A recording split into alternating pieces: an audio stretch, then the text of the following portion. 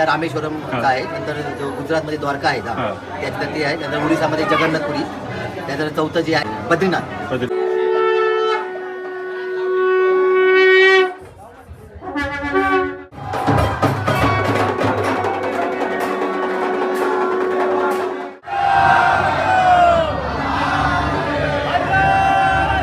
नमस्कार मंडळी, स्वागत आहे तुमचं आपल्या युट्यूब चॅनलवर कोपरकेरणेचा साजेश.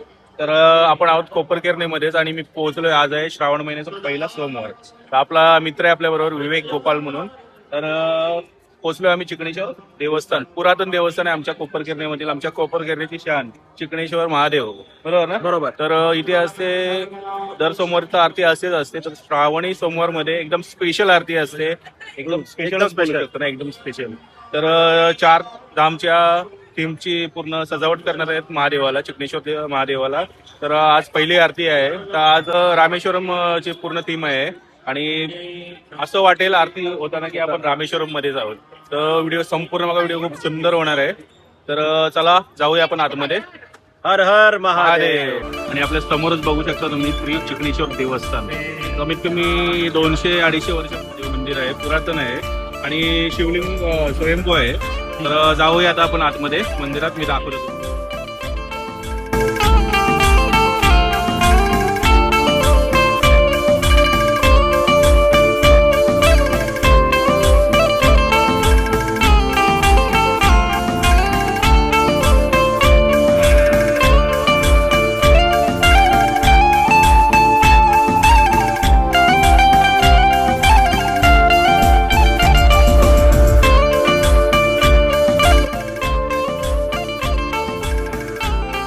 मंडळी, तर आता आरतीची पूर्ण तयारी झालेली आहे. थोड्याच वेळात आपली श्रावण महिन्यातील पहिल्या सोमवाराची आरतीची सुरुवात होईल.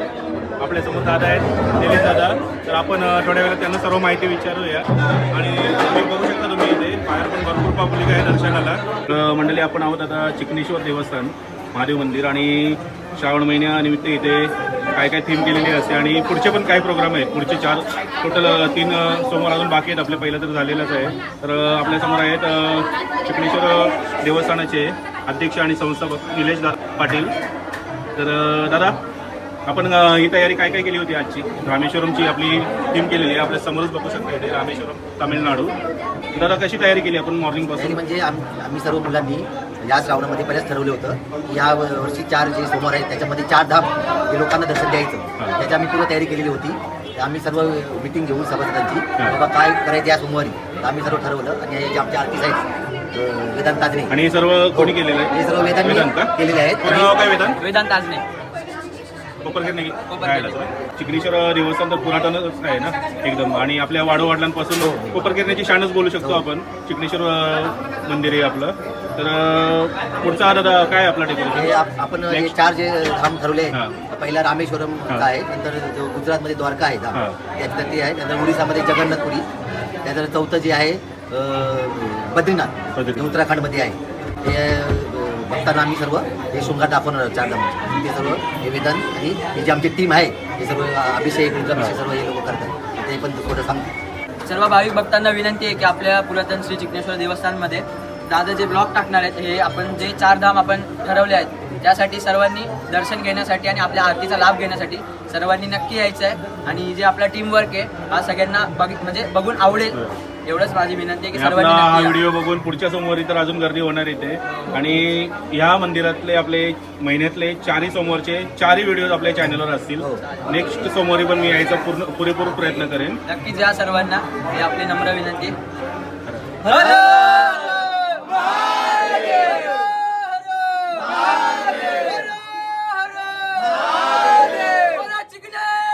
भगवान की